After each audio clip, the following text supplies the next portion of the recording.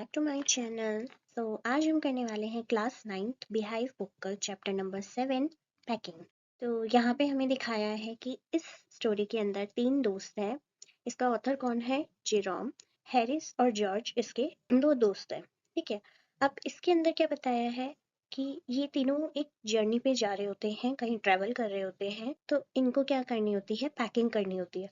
अब पैकिंग क्या है, इनके लिए बहुत ही मुश्किल टास्क होने वाला है। देन अब ये पैकिंग स्टार्ट करते हैं। बीइंग द नरेटर, अब नरेटर कौन है यहाँ पे? जेरोम। अब जेरोम क्या कहता है कि मैं तो सबसे अच्छा पैकिंग करता हूँ, मतलब कि मैं जो पैकिंग करता हूँ वो बेस्ट पैकिंग करता हूँ, मेरे पास पैकिंग स्किल्स है, सामान को बड़ी इजीली अरेंज कर सकता हूँ। जबकि रियलिटी में क्या होता है, उसकी क्या विश होती है कि वो सिर्फ सुपरवाइज करना चाहता है, मतलब वो चाहता है कि वो दूसरों को ऑर्डर दे और बाकी लोग क्या करे, काम करे। उन्होंने इसकी बात सुनी भी। दोनों दोस्तों ने समझा, उन्होंने क्या किया, वो शांति से सोफे पे बैठ गए और उसको उसकी पैकिंग एंजॉय करनी थी। अब उसने क्या बोला कि अरे मेरा कहने का मतलब ये नहीं था कि तुम आराम से सोफे पे बैठ के मुझे देखोगे करके। थोड़ी बहसबाजी होने के बाद उसने क्या करा कि वो अकेला ही अपना पैकिंग सेशन स्टार्ट करने लगा। उसके जो दोस्त थे उसको देख रहे थे आराम से सोफे पे बैठ के शांति से। जैसे ही उसने पैकिंग कंप्लीट करी तो हैरिस ने बोला कि क्या तुमने अपने शूज रखे? अब उसने शूज तो पैक करे ही नहीं थे। तो जेरोम ने क्या किया, दोबारा से बैग ओपन करा और उनके लिए स्पेस बनाया। अब उसको शूज का याद आया। जैसे ही उसे शूज का याद आया तो तुरंत उसे टूथब्रश भी रिकॉल हुआ कि उसने टूथब्रश तो रखा ही नहीं है। अब उसे टूथब्रश मिल ही नहीं रहा था। उसने क्या करा, पूरा बैग भी उड़ेल दिया, सब कुछ कर दिया, पर उसे टूथब्रश नहीं मिला। लास्ट में उसे टूथब्रश कहाँ फाइंड हुआ? अपने बूट्स के अंदर। और फिर उसने अपना जो बैग था वो एंड में पैक किया। आफ्टर दैट, अब इसके बाद क्या हुआ, वहां से जॉर्ज बोल पड़ा कि तुमने सोप तो रखा ही नहीं है।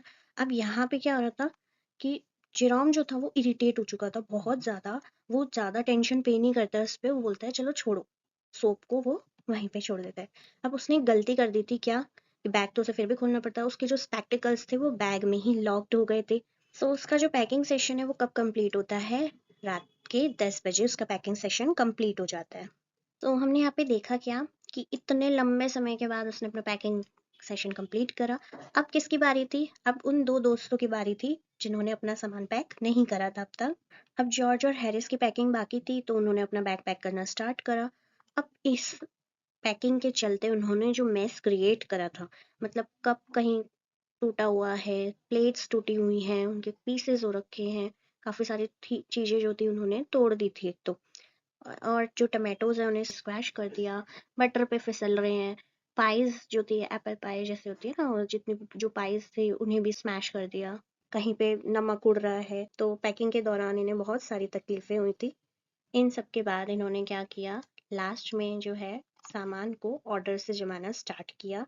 अब ऐसा हो ही नहीं सकता कि जो इनका पेट डॉग है, क्या नाम है उसका, मॉन्टमोरेंसी, वो बीच में काम खराब ना कर दे। तो मॉन्टमोरेंसी आया और उसने बीच में से जो मेस क्रिएट हुआ था उसे और बिगाड़ दिया।